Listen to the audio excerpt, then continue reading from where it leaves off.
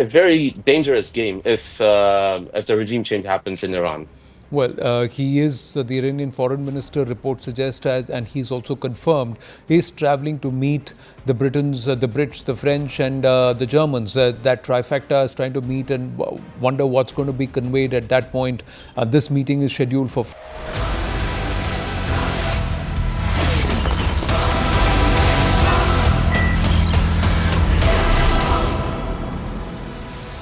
Viewers, CNN News 18 is your platform where we raise your voice. Others may choose to use their platform to barter your interests, viewers, but not CNN News 18. Look around you tonight. Look at what some others are doing. The AI-171 tragedy has fallen off the map. No one's on this story, viewers. It's almost as if the lives of Indians is ephemeral. They mean nothing. A headline for 2 or 3 days, and that's it. We, however, have committed ourselves, viewers, to ensure that the skies are safe for you. Exactly this day, 1 week back, AI-171 Dreamliner crashed. It was the single largest aviation tragedy in recent times. We're still in the dark as to what went wrong. Video footage points to reasons that may be technical or linked to maintenance. The AI-17 craft, it is being reported by some media organizations, though perhaps denied by Air India, was riddled with a plethora of glitches in the days before the crash. We don't know exactly. Despite this, the DGCA has given a virtual clean chit to Air India over its fleet of Dreamliners. But despite the clearance, the airline has more serious questions to answer. Viewers, a leading newspaper today wrote an editorial precisely echoing my sentiments. Viewers, these questions must be posed because your channel has persisted with bringing out facts that no one else is willing to look at. Today again, we're going to present facts that seem to suggest that the airline has not been very open to those from within who have raised some very serious safety concerns. We begin with a matter that is being investigated by the Central Vigilance Commissioner after 2 senior flight attendants reported on May 14, 2024, so about a year back, a serious technical fault with the Boeing AI flight door that had the potential to seriously undermine passenger safety. Surprisingly, the crew claim instead of being commended, they were fired. This is what the former Air India senior cabin crew has said in its complaint to the Vigilance Commission. It said, quote, "To our utter shock and surprise, when we told the AI management the truth that the door was in manual position when we opened, we were threatened with termination. We refused to change our statement despite considerable pressure exerted on us by higher authorities," unquote. The complaint by the crew also mentions that the DGCA too didn't follow up the matter with any diligence, preferring to launch only an informal inquiry. The crew has now written to the Prime Minister of India. This is just one incident. Another senior pilot was sacked without show cause after he refused to fly an aircraft leased by Air India, citing safety concerns due to inadequate oxygen requirement. The pilot sued Air India with the High Court. He claims ruling in his favor and calling upon the DGCA to conduct a thorough reinvestigation. The HC ruling in the operative part is this, viewers, and I quote, "We're of the view this is not a matter of bilateral dispute between two parties, but a matter that involves issues of a wider social impact involving flight safety and passenger safety," unquote. So, at least as far as the High Court is concerned, viewers, They took this matter to be a serious one.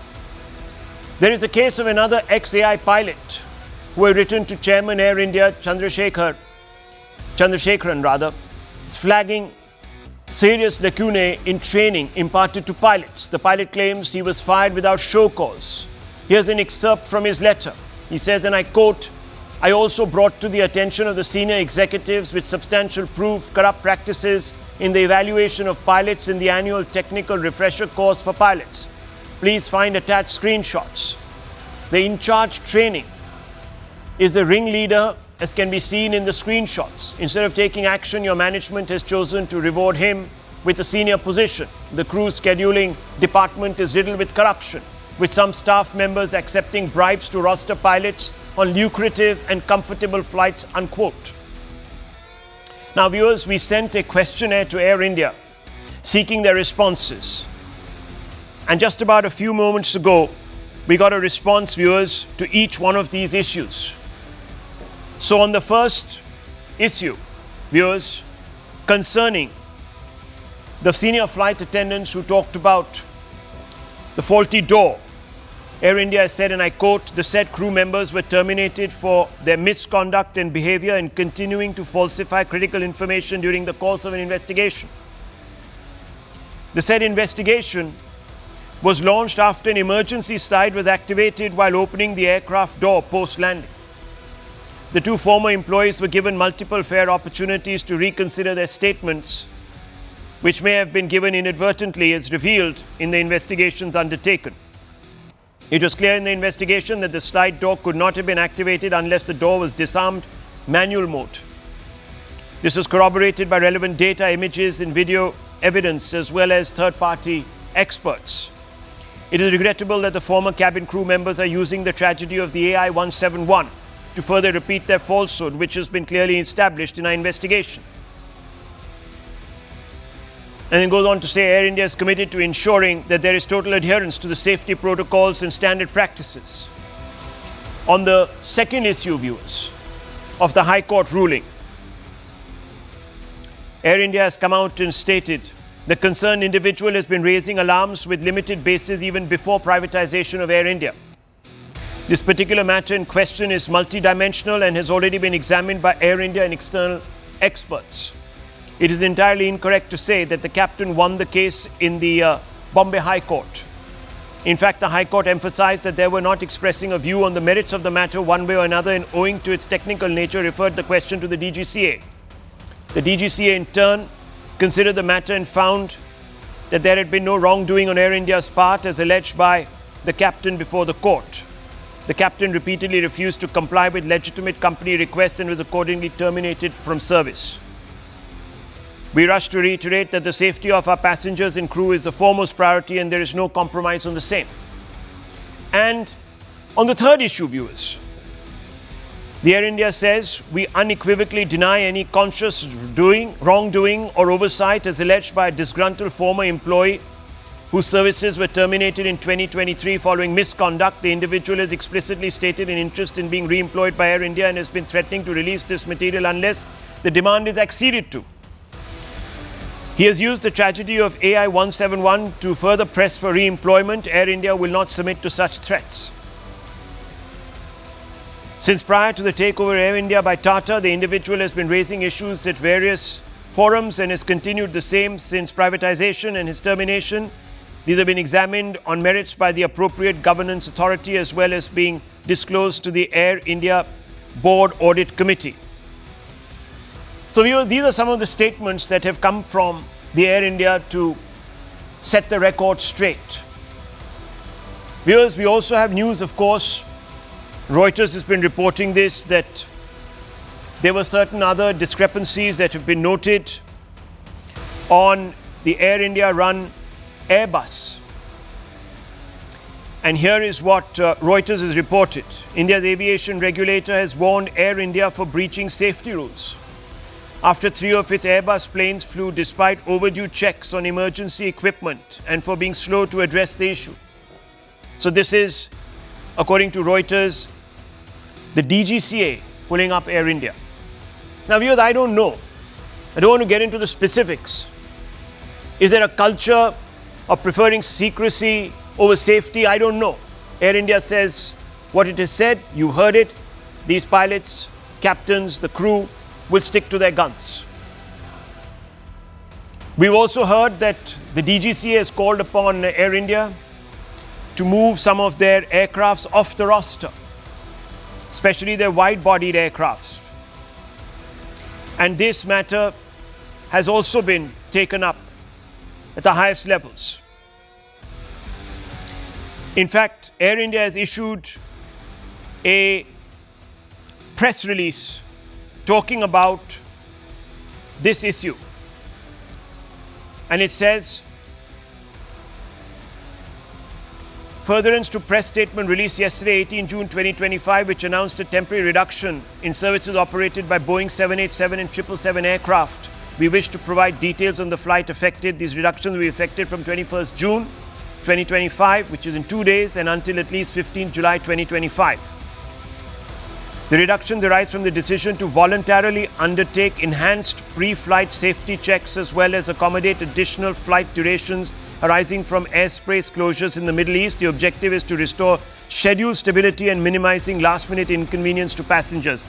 Operational part is reductions arise from the decision to voluntarily undertake enhanced pre-flight safety checks. This is also because the DGCA has called upon the airline to do so. Now, was it because, viewers, the DGCA in hindsight realized that there were problems and that a more thorough due diligence was needed, especially before every aircraft took off? And therefore now some of these aircraft have been derosted. I don't know, viewers. These are fundamental questions. And there are more questions than there are answers. I want to open this up because it's an important conversation, viewers, and I've told you that we will ensure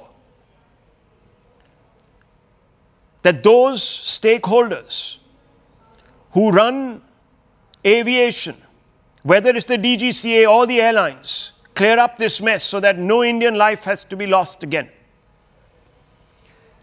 And I want to begin, viewers, with some of our guests. Devendra Kanani, the whistleblower and former senior Air India commander, who has been referred to by Air India as a person who is habituated to coming out and making all sorts of accusations, is here with us. How do you respond, Mr. Kanani, Captain Kanani, to what the Air India has said? Yeah, so as far as they are saying that I am not complying to their request, but I cannot comply to their request for conducting illegal flights, which are illegal to that extent that you're putting the lives of passengers in danger. You're not carrying enough oxygen on that particular route. In case if you face depressurization, you don't have enough stored breathing oxygen for the passengers. So I cannot do anything illegal just because they have to request me, and they did not conduct an inquiry before terminating me, and that is a part of the labor court. I'm not looking. That is an issue that is being handled by the labor court. I did not go with that issue in the High Court. I went to the High Court saying that they are doing these illegal and dangerous flights, and I had to convince the judge that the order of 1.1 crore that they had fined, that DGCA fined them, is not adequate and it's not correct, and they've not done a proper investigation. No, so are you saying that the DGCA, acting on your complaint, fined Air India 1.1 crore? Is that what you're saying? That is exactly true. And even that order was supposed to be disseminated to all the airlines and all the stakeholders so that it should not be repeated by some other airline. But they haven't given me the order, although I am the complainant. The DGCA is not giving me the order. And secondly, even today, those flights are going on. So that's why I went to court saying that despite the order, the flights are still continuing. The order has no effect. It has not stopped them from continuing with those illegal and dangerous flights. It is that they're doing it willingly and intentionally and deliberately. So basically, what you're telling me, and correct me if I'm wrong, and thank you for joining us. I know that this morning you were reluctant to do so. And I have to say, viewers, Captain told me he didn't want any publicity. He said he's not the type of person who's looking here to grab the headlines. I'd rather let my work speak for me. So I'm glad, sir, that you have come up and decided to speak. you've been accused of raising alarms with limited basis even before privatization of Air India. But you're saying that when you raised this alarm, the DGCA actually accepted the bona fides of your complaint and filed Air India 1.1 crore. That's what you're saying. And you went to the High Court saying this is not adequate. No, after that, the Air India has appealed against that order with the DGCA, and they have lost in the appeal. There is another order. In the DGCA itself, they lost the appeal. But I requested the DGCA that if the matter is going in appeal, please call me and make me a party. Hear my side. But they did not do that, and still they found that they did not have any merits in their appeal, and they disposed it off. So the order stood, and then they had to pay the fine. Okay. Viewers, look, the point is that many people have also said that the DGCA is being reactive. It's not being proactive either. There have been instances, viewers, where certain pilots who didn't have the capacity to fly during fog were asked to pilot an aircraft when the Cat 3 system was in place, and they were fined 30-odd lakhs. And I brought this out to you, viewers, earlier, which suggests that the DGCA thinks that a fine here and a fine there is good enough. So he'll say, look, I'm not here witch hunting Air India. No, this is a duopoly. There are two real main airlines. There's either Indigo, and I'm sure, and we have panelists who will tell us that a lot of these problems, these tendencies to cut corners, etc., allegedly, are also exhibited by other airlines. It's not the first time. We're here to ensure that all of this comes out so that people know what they're flying into, number one, and what needs to be settled. So he'll say it. Will you still accuse me of hyping things? I'm not the kind who accuses anyone. You and your tribe, some of them, are in accusatory mode most of the time. You're a reasonable guy. You've had a stellar career, including in a channel that you left, to which Mr. N. Chandrasekaran yesterday spoke at length for an hour. And he did not dodge a single question. If you remember, Rahul, on your program, one of the issues you raised, and rightly so, is when will someone from Air India speak? Chandra could have easily had, Wilson or the COO or anyone. He took every question. No, I'm not passing judgment. No, one second, Suhail said. No, he didn't give me an interview. I could have asked some questions too. No, and maybe I'm not getting into the quality of those questions. No, now I hope they were. No, I hope they were questions that upheld the public interest. Because I know. I'm not talking about ex-journalist or why. I know that a large number of times. You should see that interview. No, one second. Suhail said. We have to make it all contextual. No, one second. I would have. Testimony today. Okay, you have to make it contextual. So 1 second. I would have wanted a more democratic exercise. I would have wanted the gentleman that you refer to hold a press conference, for example. Invite the media. I'll tell you why. Have a fair and open question and answer session. I mean, you and I both know the English phrase, so I'm not going to repeat it. It starts with "sar" and ends with something that is converted to another kind of poison. But I want to take on what Captain has said. Not take on. What are the issues here, Rahul? Let's place the issues. Let's not get into accusation hyperbole. The issues are, how safe is Indian aviation? I think the Air India pilots and pilots of associated airlines or other airlines are amongst the best in the world. Captain, do you agree or not? They are amongst the best pilots in the world. I'm not even saying they're the best pilots in Asia. Number two, Air India as an organization has had a stellar track record as far as safety is concerned. Number three, the DGCA, which is a regulator, and Captain himself said, they took action, they did this, they did that. Well, I didn't interrupt. You tell me, on AI 171, we are exactly on the 8th day after the horrific crash. The investigation is underway. Yet everyone is becoming, judge, prosecutor, and everyone is deciding that everything was wrong. A. B. Let me tell you, and I don't want to even get into the merits of what Captain has said because it is not my place. He's entitled to an opinion. He has gone to a court of law. The courts of law have, passed orders, whatever they are. That's up to him. It's between him and the judiciary or the judicial process. You tell me, Rahul, you're a reasonable man. And I don't want you to say nice things because I'm saying you're a reasonable man. You've understood the pain, the anguish, and the sorrow that an entire nation has gone through and is going through.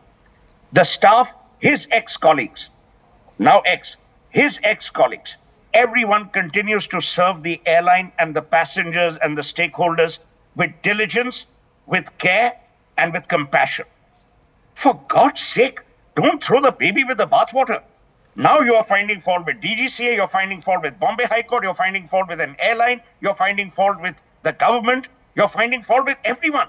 Do not have, Rahul, you're younger than me, my friend. Remember, do not have a problem for every solution. And as I said, I've known you since you were a child. My advice to you is, this is not the time to play, halla bol. Oh, everything is wrong. The world is collapsing. No, one second. Listen.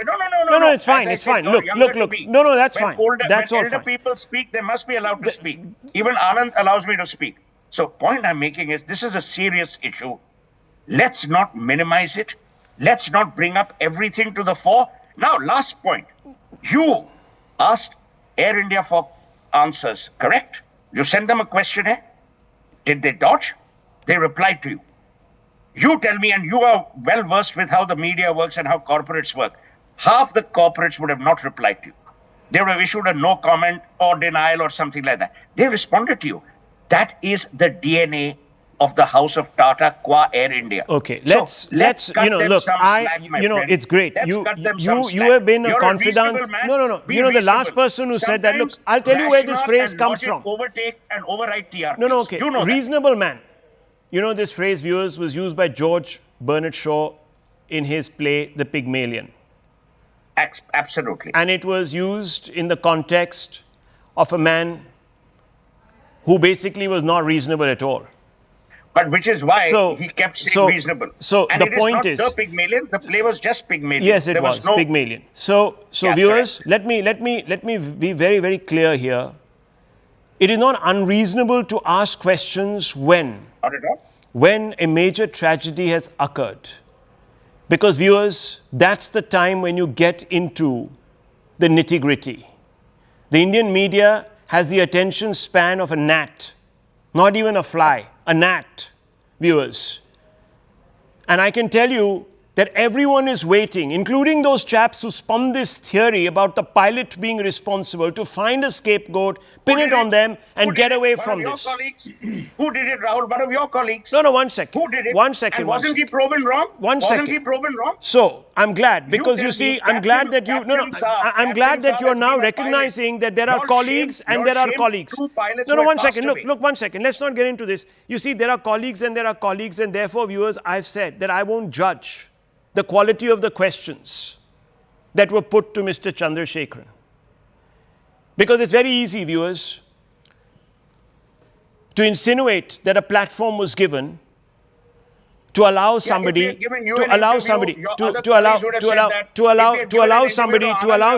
get off. No, hang on. Yeah, that's fine. That's why I'm not getting into it. I've done my due diligence. I've come here. I'm glad that Air India has responded. I can't say whether the response... No, 1 second. You see, it's one word against the other, viewers.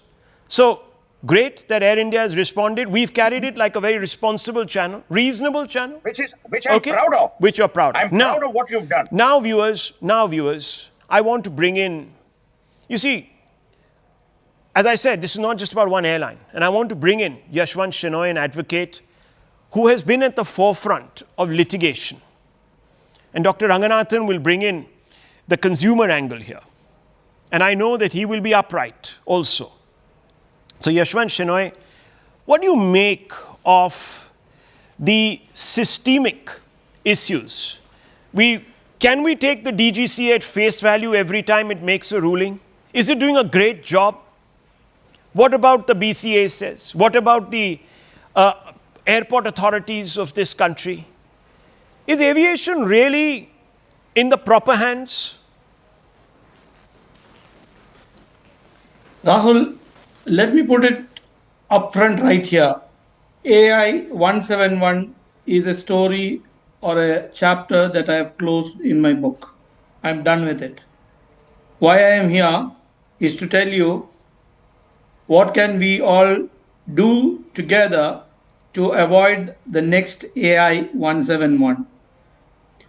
I first went to the court after AI IX 812. That was in 2010, Mangalore air crash. As a lawyer, I had a client who came to me seeking compensation. As any other lawyer, I could have finished the matter, dusted myself, and could have walked out. But the only one question that struck me was this: if at all there is a safe place for an aircraft to crash, it is an airport. There is no other safe place for an aircraft to crash. The only and only safe place for an aircraft to crash is an airport. And you tell me worldwide, take the statistics. Tell me one air crash which has happened inside an airport and almost all on board die. Almost all on board die, except for an Indonesian one which happened on an impact with a fuel tanker. But other than that, you take any air crash inside an airport, everybody, almost everybody on board will survive. That is because safety systems are in place. So my quest began from that place. What was wrong with Mangalore? And from that day onwards, I've been doing my research. And please understand this thing. Indian aviation, at the top is the Ministry of Civil Aviation. Then you have the regulator, which is the DGCA. Then you are having Airports Authority of India. And then you are having the airline companies. Now what happens if all the four are compromising on safety? Now comes another question.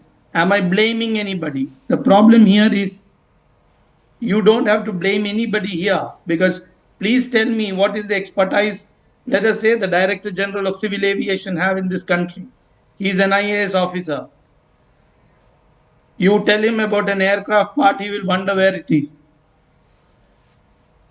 We are having some serious problems. Therefore, you have to understand one thing, that it is technicalities that are there, and even within the, let us say, for example, the Airports Authority of India itself, there will be experts who will be experts on, say, aerodromes, but they might not have expertise in other fields. So the problem here is with technicalities. The people who know technicalities take advantage of it. And let us say, take for example now, the obstacles around the airport for which I have been fighting. Why did it happen? It is because you had only a handful of people who were experts on that. They played with it and they convinced the top. And then a lot of other influences got onto the top. And therefore, nobody in the country, right from the Ministry of Civil Aviation, the DGCA, the Airport Authority, and the aerodrome operator, nobody has been able to stop these buildings from coming up. I went to the Bombay High Court in 2014. In 2000, so they brought a report of 2010 saying that there were 125 obstacles. I'm in the Bombay High Court. Then in 2016, they carried out another obstacle survey. It came with 467 obstacles. Not my report, their report. Okay. Now please see, when the court was sitting on it, the buildings were getting constructed there. Today you are speaking about a new rules which has come up on obstacles around the airport. Let me tell you in very clear terms, they are not new rules. They are the 1994 rules. So here this is window dressing, viewers. This is classic window dressing. You pull out old rules, you sort of reinvent them, and you think, we're doing something. This is the problem, viewers. And I want to bring in Captain Amit Singh before Dr. Ranganathan. Captain Amit Singh, you've been hearing this discussion. Air India has come out with its statement blaming all these three individuals, saying that, look, I'm sorry, but they've been irresponsible. They are people who are habitual offenders, this, that, the other. You've heard that. What do you make of this? See, in safety especially, we say that when anything happens, incident, accident, etc., first you look inwards. That was there something wrong with our systems, our procedures? Then when you're convinced that there is nothing wrong with us, then you look outwards. Here, again, the blame game has started. Nobody's going for the root cause, or since the operations are being continued on 787s worldwide, we need to look inwards that was there something wrong with our procedure which could have caused the accident. So we are not let me looking ask that you a way. We're not pointed question, analyzing the Captain. fault. Let me ask you a pointed question. There are two things. If Boeing says that our aircraft is perfect, does the DGCA have the capacity to fact-check Boeing, to do its own technical due diligence on Boeing's claims? Number one. Number two, I want to ask you this. This is fundamental. Do you know the black box might actually be sent abroad? Because we don't have the capacity to open this black box here? Because the one second, because the group that is supposed to have done this, the AIB, should have instituted a number of provisions to do it technically, and they have fallen short. So, Captain. So one, India has not developed the capability to independently evaluate an aircraft. There you go. Even though we've had newer aircrafts coming in, the Airbus 350 has come in. So we depend on the FAA certification or the EASA European certification that they must have done it right. For they example, must have when done it right. When the 737s were grounded because of the MCAS issue, DGCA issued a statement that for ungrounding of the aircraft, we will do it on our own. We will decide what is to be done. But when it came to ungrounding, they took the example of EASA, Europe, that they have ungrounded the aircraft, so they must have done something right. They must have done the research. Viewers, we've been able to take a probe and put it on the south pole of the moon, but we don't have the technical capacity to assess the claims of Boeing. And there are, you know how many aircrafts, viewers, flying in just the Air India fleet of 787? Upwards of 24. Dr. Ranganathan, this worries me. This fundamentally worries me. This shows that there is, I'm not talking about Air India here, viewers. I'm not on a witch hunt. I'm a reasonable man. I'm only saying, viewers, that there is a systemic problem. Good evening, Rahul, and good evening to my fellow panelists. Thank you so much for taking up this cause with vigor, which you have over the past week. I want to say a couple of things. But first up, it is one thing when a tragedy happens. It is quite another when a tragedy is waiting to happen. The first is condonable. The second is criminal. And we, unfortunately, in India are morbidly used to the latter.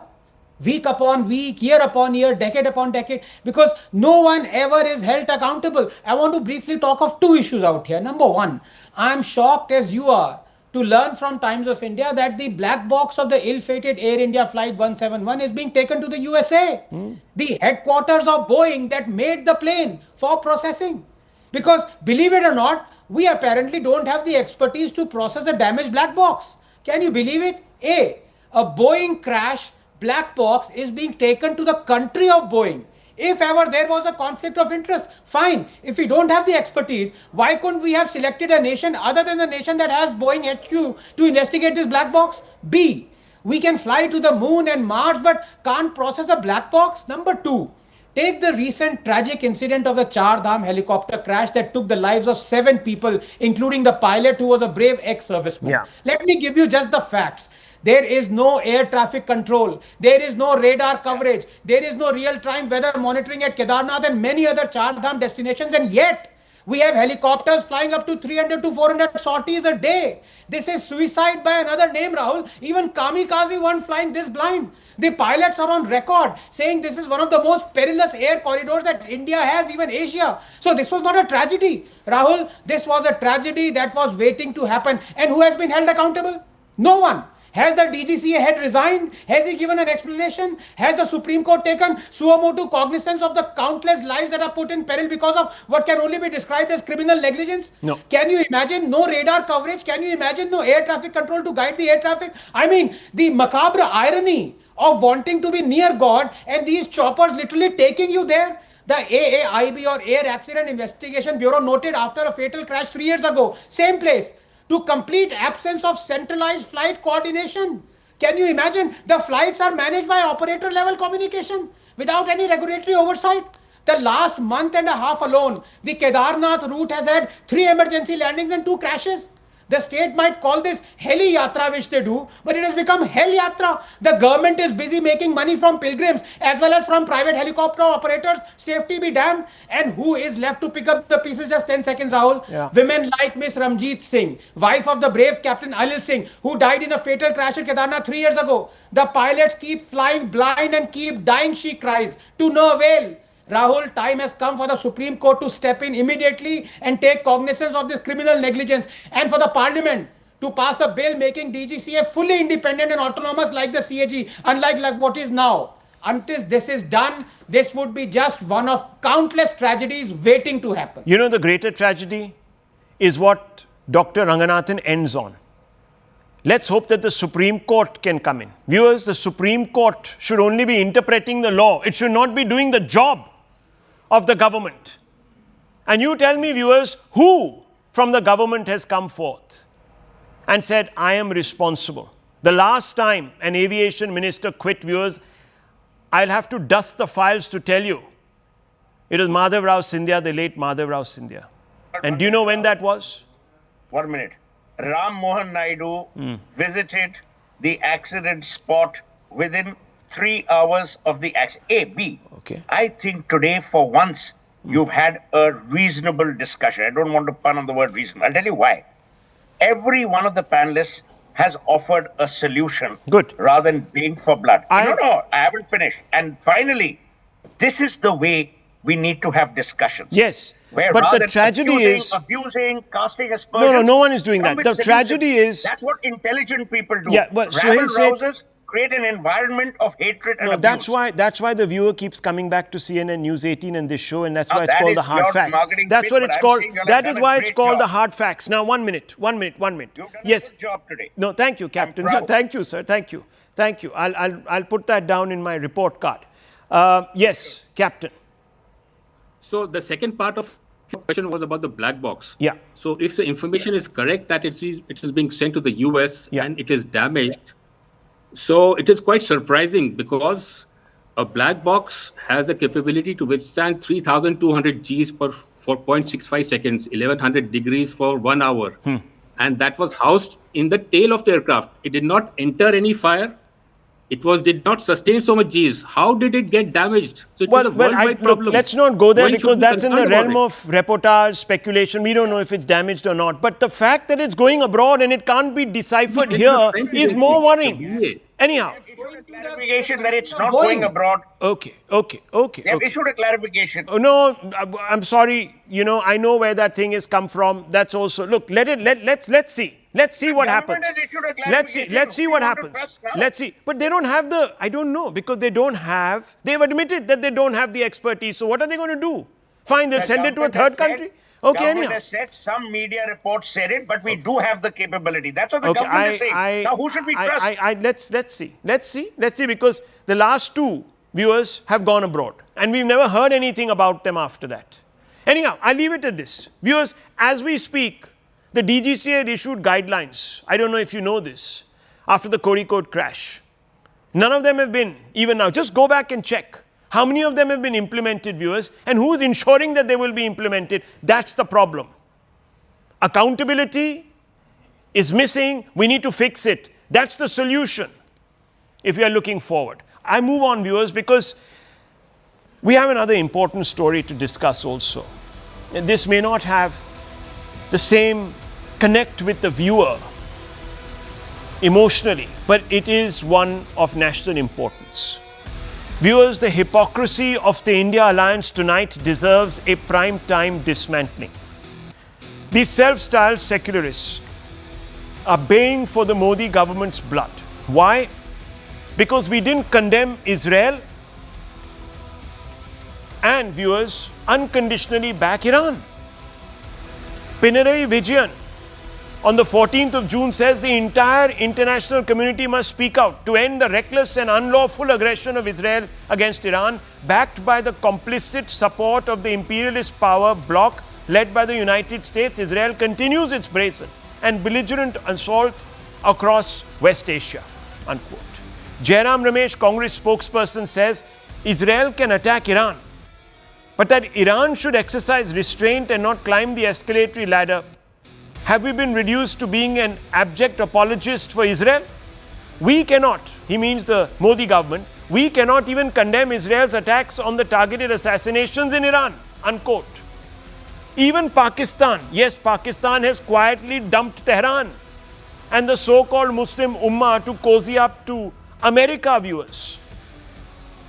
In fact, Pakistan Army Chief General Munir broke none with Donald Trump in New York while the Ummah burnt. Munir has aligned with Trump, viewers, as US seeks and helps Israel pulverize Iran. Munir refuses to condemn America for Israel's war on Iran. Trump-Munir meet reinforces Iran's isolation in West Asia, and Pak closes its borders with Iran for an indefinite period so even refugees can't cross. So let's get this straight. The India alliance wants our government to grovel before the Ayatollahs, when even Pakistan is chasing dollars, not dogma. Yes, Iran, the same regime that slammed India's record on minorities, the same Iran whose proxies have destabilized West Asia. In 2019, Iran's Grand Ayatollah, Safi Golpayagni, condemned alleged human rights violations in Kashmir post the abrogation of 370. Iran is no friend of India. In 2024, in Kashmir contact group meetings, Iran voted along with Pakistan backing Kashmir's right to self-determination. Viewers, and we, the Congress and the left, invoke civilizational ties. 2024, Iran's supreme leader Ayatollah Khamenei alleged that Muslims were enduring suffering in India, viewers. Suffering. Fake news. To do what? To discredit our country, viewers. Iran backs Hamas and Hezbollah. Both Islamist groups have expressed solidarity with Pakistan over Kashmir. I always bring you the hard facts so you can get closer to the truth, viewers. In 2025, Iran backed OIC resolution criticizing India for its unfounded allegations post-Pahalgam against Pakistan. Tonight we ask, is this foreign policy criticism? Or is this just the usual anti-Modi tantrum wrapped up in a cafe of confusion? Let's ask this question, viewers. I want to begin with Ashutosh Mishra and Varis Pathan, the two most vocal spokespeople for the India bloc and for Muslim rights in this country, respectively. So, Ashutosh Mishra, what's going on here? You want us to unilaterally back Iran? Why, sir? When even Pakistan has dumped it. Kyun ji? So that You have a lot of love for Hezbollah. just because Trump has hyphenated India and Pakistan and Modi, why does always Pakistan has to be your reference point in everything? I'm just Isn't saying, look at the pragmatism of a Muslim brother. He says, no boss, we don't want a murderous brother, even though he himself is murderous. And you want us to support all the murderous brothers. Engage Pakistan, have dialogue with them, you know, and then also, of course, condemn Israel that has stood with us all through our history. For what? What favor has Iran done? You name me one favor that Iran has done. Name me one. So just let me bring you and the viewers up to date. Iran is a Shia country and Pakistan is a Sunni country. First of all, there is a no. There are Shias. There are enough Shias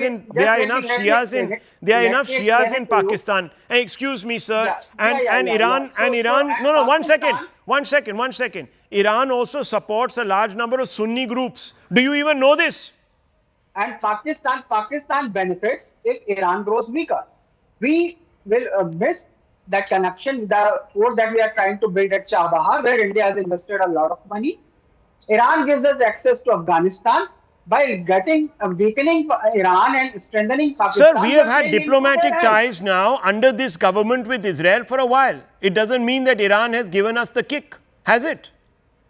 So why are you forcing more? You know, actually, I'm beginning to tire of this stupid narrative. I'm sorry to use this word. It is very silly. Dr. Ranganathan, can you please explain to this young crusader for Iran here? Could you please? Yes, how many words in that sentence of yours, Rahul, are wrong? Young crusader for rights. Let me begin with the first word. Well, in a civilizational, in a civilizational time period, he's a very young person. Yes, agreed. No, he's a very dear friend, Ashutoshji. But, as far as your appending the statement that both Waris Pathan Saab, who again is a good friend, and Ashutoshji are the champions of Muslim rights. Nothing could be further away from the truth. I don't know about Ashutosh, but I know about Waris Pathan Saab. He is as far away from fighting for Muslim rights as Delhi is from Timbuktu. Otherwise, ask him, why does his party chief say that Ahmadiyas are not Muslims? There are more than 10 million Ahmadiyas in India. There are more than 3.5 million Ahmadiyas in Pakistan. They don't have the rights. And his party says Ahmadiyas are not Muslims at all. So they don't fight for Muslim rights. They are hypocrites. If they were fighting for Muslim rights, I ask another question. They are stomping on Israeli flags that people have pasted on the streets. All over Hyderabad, you can see this. They condemn Israel because they say it is against Muslim. Have you heard a squeak from Waris Pathan Saab? Have you heard him stomping on Chinese flag on roads pasted by them? Because China has right now interned 1.5 million Muslims in concentration camp. Because China is feeding them pork. Because China is forcibly sterilizing them. Because China in the last 5 years has demolished 1700 mosques. लेकिन एक चू नहीं निकलता. तो please ये मत कहिए इनसे ज्यादा मुस्लिम राइट्स के लिए तो मैं लड़ रहा हूं. वारिस पठान साहब मुस्लिम हैं, ये क्लेम करते हैं, चलो मैं मान लेता हूं. लेकिन to say that he fights for Muslims, Muslim rights is like saying Taliban fights for women's right. Now let me come to this situation. You are absolutely right. Iran is almost like Pakistan, a terror state, not quite being there. You can say it is a terror state returning from rehab. The kind of statements that the chief of the supreme leader Khamenei has made against India are for all to see. And I'm shocked that Waris Pathan Saab is actually supporting him. Did he not say that Muslims around the world must unite to fight for the freedom of oppressed Muslims of Kashmir? What does that mean? Do you think Iran is still our friend? Number two, Iran is a nuclear state or trying to be nuclear. And for a theocratic, oppressive, authoritarian state, one-party state that wants to wipe out its neighbors, it's not just that it's satisfied with having a nuclear power, nuclear state, and it wants to use it as a deterrent. It wants to aggressively use it. It has said many times it wants to wipe out Israel. How on earth can Waris Pathan Saab be okay with some country like Iran? It beats me, Rahul. It beats you, it beats me. Waris bhai, can you explain why should we throw in our lot with Iran? Support Iran. Iran that in the Kashmir contact group meetings voted along with Pakistan backing the right to self-determination for Kashmir. Do you want Kashmir to be seceded from this country, sir? We should support a country that is doing that. Well, Rahul, Well, Rahul, I heard my very good friend Anand Raghunathan for almost more than 4 minutes. Patiently, I listened to him, and you never interrupted him. So I know that you won't even interject me when I am making my points. So basically, talking about the Iran and Israel war. Now, who started the war? Israel attacked Iran, and what did they say? They declared the war, saying that it was for the nuclear program. Then it was for the change of regime.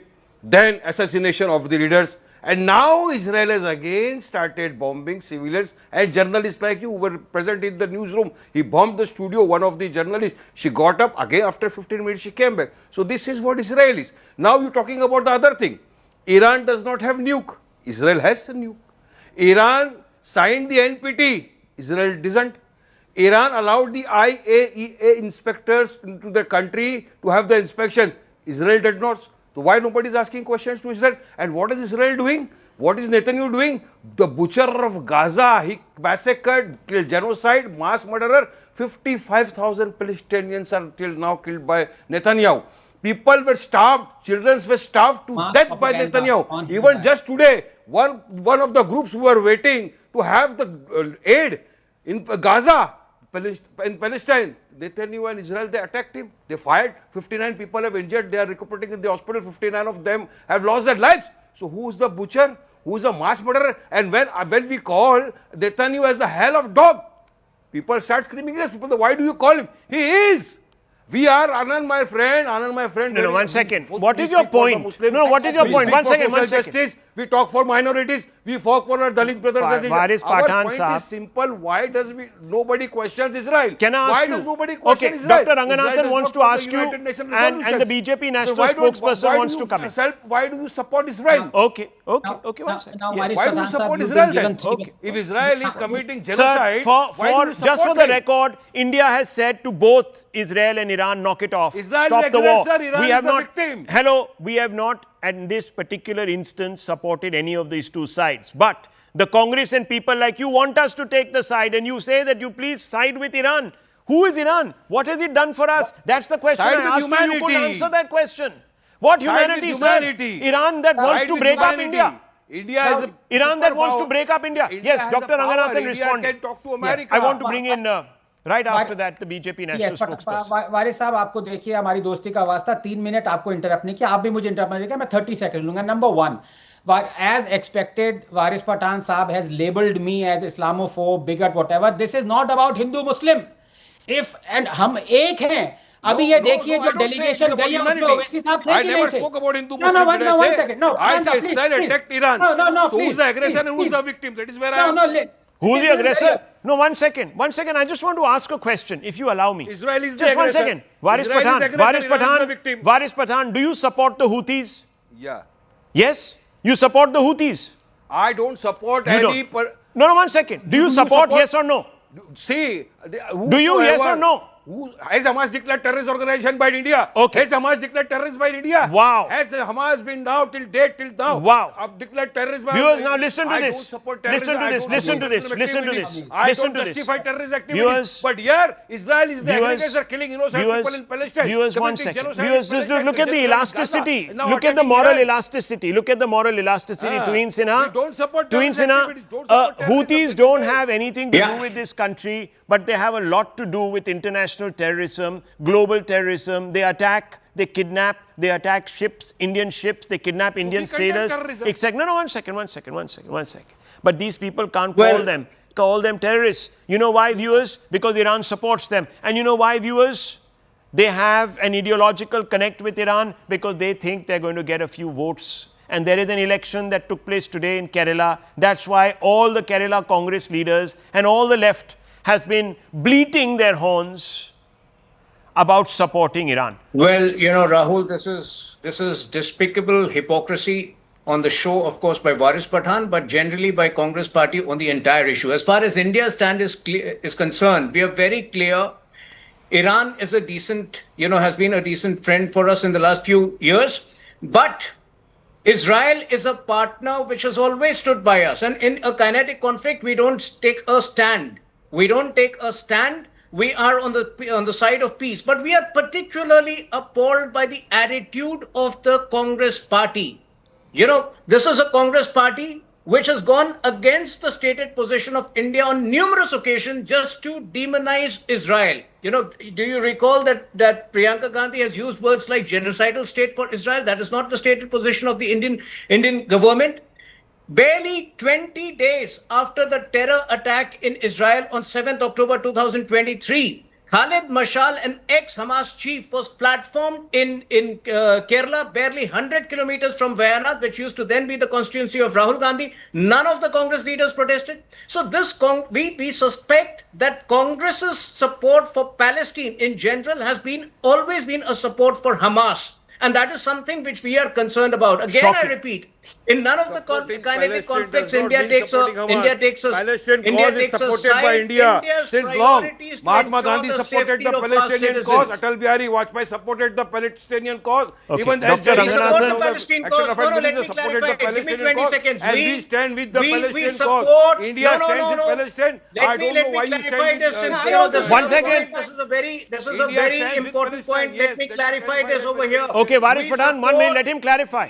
We support the just Palestine cause, but the thing is that you can't continue to support the just Palestine cause without unequivocally condemning India terrorism, said which no the to Congress Palestine. party Okay. has failed to do. Wonderful. Okay, Dr. Ranganathan, nuanced point India by supports Twin Sinha. Palestine, but you support Israel. That is the difficult. Okay, he's a There is learned difference man. between you and India, I think so. One second. India supports Palestine. Dr. Ranganathan, yes. Supports Israel.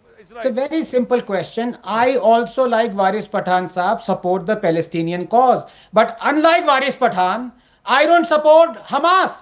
Now I want to ask him, Varis Pathan Saab, tell me point blank, do you think Hamas is a terror organization? Yes or no? Whether India has declared Hamas as a Got it. terror organization, if the day India What declares do you Hamas as a think? terror India organization, is under Varis no Pathan will be obligation the to do first that person to because say, okay, India Hamas is is a terrorist unimpacted organization. over here. If India declares Hamas as a terrorist organization, easy to explain. I'll be the first person, my India friend is Anand Raghunathan, unimpacted by and we will Hamas, also so say, okay, India Hamas has- is So terrorist. India has not Unless- declared Al-Qaeda as a whether- terror whether- organization also. Do you Why think should I? Who am Al-Qaeda is not a terror I? I am not a organization? diplomat. I am not a diplomat. I am not a diplomat. Whosoever commits terror activities is terrorist. Whether Israel Varis or Pathan. Hamas. If Israel Varis is Pathan. committing such kind of activities on Palestinians and Varis the people Pathan. of Gaza, very well we can say Israel is a terrorist state. Very well we can say Israel Varis is a Pathan. terrorist state. Varis and Pathan. Netanyahu in the Hall of You God is a mass murderer. support the He's a war Palestinian people, criminal. right? I You will go support step the forward. Palestinian people. You know what Hamas does to Palestinian No, people? he supports Varis India supports also one supports. second. Hamas. One second. No, one Varis second. supports I'm asking you, Hamas. if you support, if Did you I have such say- love, one did I- second. If you have such love, one Palestinians, second, we one second, support one the second. Let me just come in Palestinian with facts here. 3 facts, viewers. 3 facts. If you support, if these people support, they love the Palestinian people, right? They could never support Hamas. Why, viewers? Because Hamas was elected by the Palestinian people but immediately turned autocratic, suspended elections, democracy, carried out summary executions of their opponents, persecuted intellectual Palestinians, killed dissidents, murdered children, women, and young men who demanded greater freedoms, transparency, and democracy. Now, viewers, you tell me, isn't that the classic definition of a totalitarian terrorizing state? In my book, it is. It's so easy, Dr. Ranganathan, it's so easy to draw that distinction very quickly. No, you see, Varis Pathan Saab has been caught like a rabbit in front of headlights. I asked him a point blank question. He's now suddenly takes the garb of protection of India. So if India doesn't declare any person as a terrorist, Pathan Saab doesn't have the guts to say that person is terrorist. Number 2, Pathan Saab has not yet condemned China. Do you have the guts to declare Israel as a terrorist state? Do you have the guts to condemn Israel? Okay, viewers, committing the atrocities feeling of I Gaza get, and the Palestine? feeling I get, Do you the have feeling I guts to get. condemn Netanyahu, I need who to wrap butchered, this up. murdered, Everyone's, now hang on. The feeling I get, viewers, is very simple. That at any level, let's go after Modi. Use any excuse. I'm not being an apologist here. I'm being a realist. I leave it at this.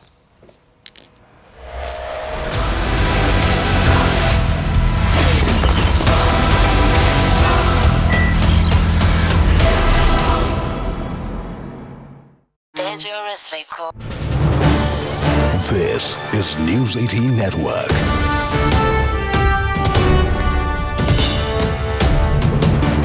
India's largest news network.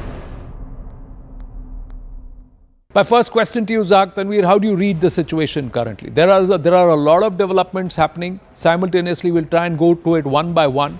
But first is this entire task that the Israelis have taken up, along with the Americans backing it, of saying Iran cannot go nuclear. How is that? Can that be achieved?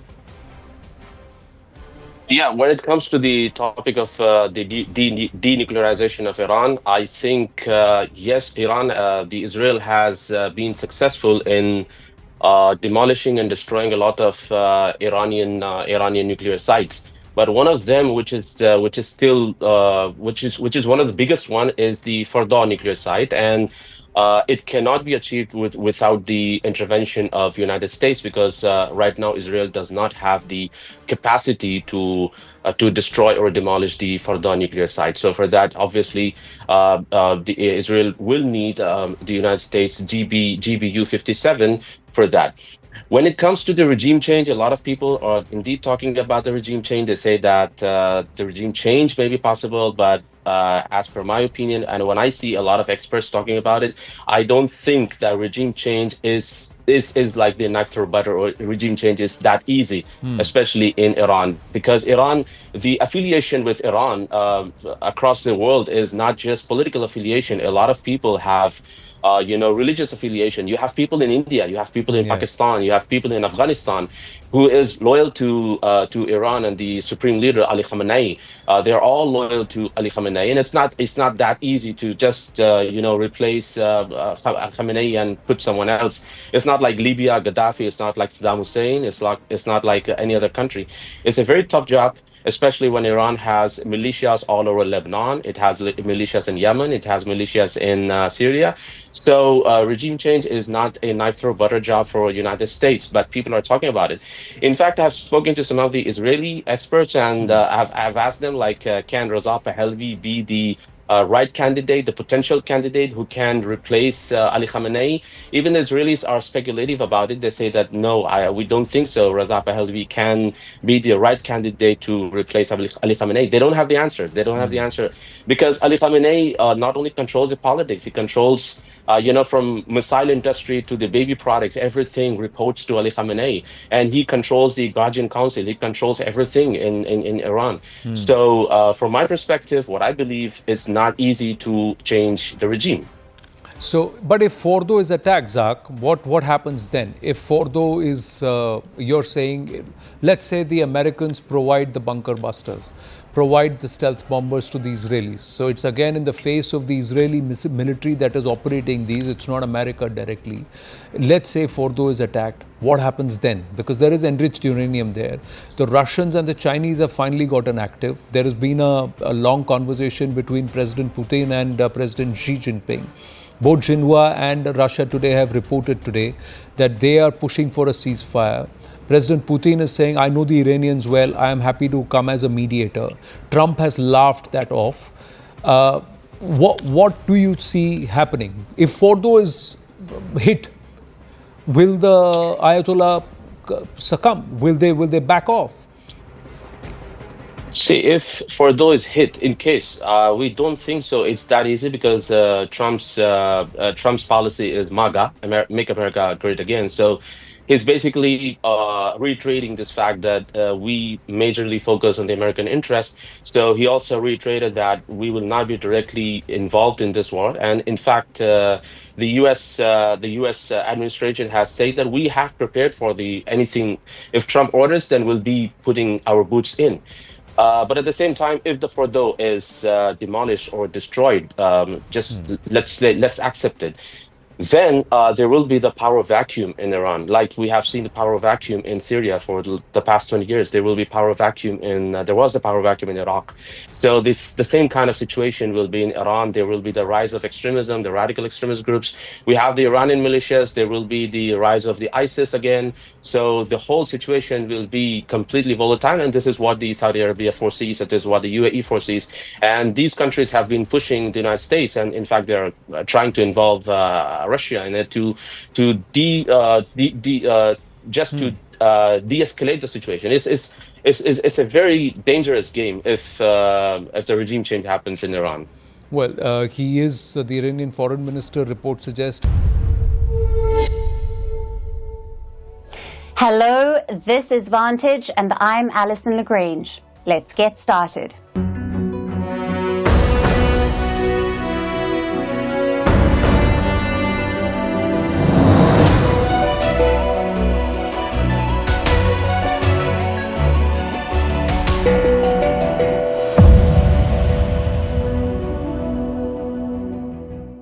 It began last Friday with Israel launching missile strikes on Iran.